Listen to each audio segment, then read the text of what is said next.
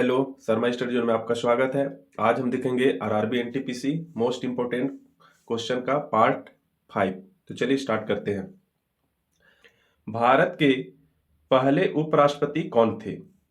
Sarvepalli Radhakrishnan, Zakir Hussain, are Venkataraman, we गिरी। इसका right answer क्या होगा?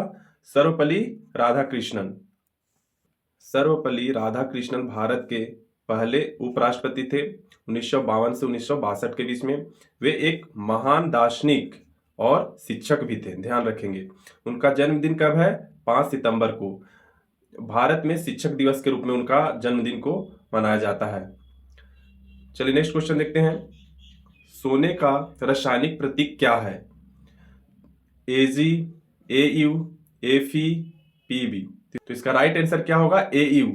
एयू गोल्ड होता है, एजी आपका सिल्वर होता है, एफी को आयरन बोला जाता है और पीबी को लेड बोला जाता है। सोने का रासायनिक प्रतीक क्या है? एयू है, जो लैटिन शब्द ऑरम से लिया गया है। पूछा जा सकता है, ध्यान रखेंगे, इंपोर्टेंट पॉइंट्स है। सोना एक बहुमूल्य धातु है और आभूषण और निवेश में भी उपयोग किया जाता है। भारत दुनिया के सबसे बड़े सोना उपभोक्ताओं में से एक है। चलिए नेक्स्ट क्वेश्चन देखते हैं। किस भारतीय नेता को नेताजी कहा जाता है? सुभाष चंद्र बोस, महात्मा गांधी, जवाहरलाल नेहरू, भगत सिंह। तो इसका राइट आंसर क्या होगा? सुभाष चंद्र बोस। सुभाष चंद्र बोस को नेताजी कहा जाता है, ध्यान रखेंगे इस पॉइंट को। इन्होंने आजाद हिंद फौज का स्थापना किया था। इनका नारा क्या था? तुम मुझे खून दो, मैं तुम्हें आजादी दूंगा। 23 जनवरी को नेताजी का जयंती मनाया जाता है, जिसे क्या कहा जाता है? पराक्रम दिवस कहा जाता है। विश्व का सबसे बड़ा महासागर कौन सा है? अटलांटिक महासागर, प्रशांत महासागर, हिंद महासागर, आर्कटिक महासागर। तो इसका राइट आंसर क्या होगा? प्रशांत महासागर। प्रशांत महासागर विश्व का सबसे बड़ा महासागर है। यह पृथ्वी सतह के 1/3 भाग को कवर करता है, याद रखेंगे, इंपोर्टेंट पॉइंट्स है, इसको आप नोट कर सकते हैं। प्रशांत क्षेत्र में कई सक्रिय ज्वालामुखी रिंग ऑफ फायर के नाम से प्रसिद्ध है, ध्यान रखेंगे। जो सक्रिय ज्वालामुखी है कौन सा है? Ring of fire. चलिए नेक्स्ट क्वेश्चन देखते हैं। पहला हवाई जहाज किसने बनाया? Wright brothers, Alexander Graham Bell, Thomas Edison, Leonardo da Vinci. तो इसका राइट आंसर क्या होगा? Wright brothers. राइट ब्रदर्स ने कब किए थे खोज? 1903 में पहला सफल हवाई जहाज उड़ाया था। पहली उड़ान 12 सेकेंड के लिए उड़ाया गया था। आज विमान क्षेत्र में सुपरसोनिक और इलेक्ट्रिक विमान विकसित किए जा रहे हैं, ध्यान रखेंगे। चलिए नेक्स्ट क्वेश्चन। सूर्य के सबसे निकट ग्रह कौन सा है? शुक्र, बुध, मंगल, पृथ्वी। तो इसका राइट आंसर क्या होगा? बुध। बुध ग्रह सूर्य के सबसे निकट स्थित है।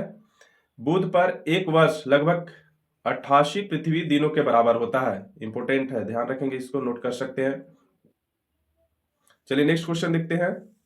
भगवत गीता के लेखक कौन है? व्यास, वाल्मीकि, तुलसीदास, चाणक्य। तो इसका राइट आंसर क्या होगा? व्यास। भगवत गीता महाभारत का एक भाग है, ध्यान रखेंगे, इंपोर्टेंट पॉइंट है, जिसे महर्षि व्यास ने रचा है। भगवत गीता में 18 अध्याय है और 700 श्लोक है। इंपोर्टेंट पॉइंट है, याद रखेंगे, इसको नोट कर सकते हैं आप। गीता का अनुवाद विश्व की कई भाषाओं में भी हो चुका है, ध्यान रखेंगे। चलिए नेक्स्ट क्वेश्चन देखते हैं।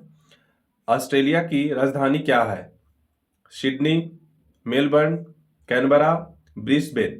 तो इसका राइट आंसर क्या होगा? कैनबरा। कैनबरा ऑस्ट्रेलिया की राजधानी है। कैनबरा को योजनाबद्ध शहर के रूप में विकसित किया जा रहा है, ध्यान रखेंगे। ऑस्ट्रेलिया इंडो पैसिफिक क्षेत्र में महत्वपूर्ण भूमिका निभा रहा है, ध्यान रखेंगे भी। चलिए नेक्स्ट क्वेश्चन देखते हैं। भारत के अंतिम गवर्नर जनरल कौन थे? C Rajagopalachari, lord Mountbatten, lord Wellesley, lord Cornwallis. तो इसका राइट आंसर क्या होगा? राजगोपालाचारी। सी राजगोपालाचारी स्वतंत्र भारत के अंतिम गवर्नर जनरल थे, जो 1948-1950 के बीच में थे। इन्हें और क्या नाम से जाना जाता था? सी राजगोपालाचारी को और क्या नाम से? राजा जी के नाम से भी जाना जाता है। कभी कभी पूछ देगा, इंपॉर्टेंट पॉइंट है, इसको आप नोट कर सकते हैं। 26 जनवरी 1950 को भारत गणराज्य बना और यह पद समाप्त हो गया था, ध्यान रखेंगे। चलिए नेक्स्ट क्वेश्चन, दिल्ली नगर की स्थापना किसने की थी? राजा धिल्लू, सुल्तान मोहम्मद बिन तुगलक, राजा अनंगपाल, शाहजहां। तो इसका राइट आंसर क्या होगा? राजा अनंगपाल। राजा अनंगपाल तोमर को दिल्ली नगर की स्थापना का श्रेय दिया जाता है, ध्यान रखेंगे। इंपोर्टेंट पॉइंट्स है, इसको आप नोट कर सकते हैं। दिल्ली का प्राचीन नाम क्या है? इंद्रप्रस्थ भी था। दिल्ली भारत के राष्ट्रीय राजधानी है।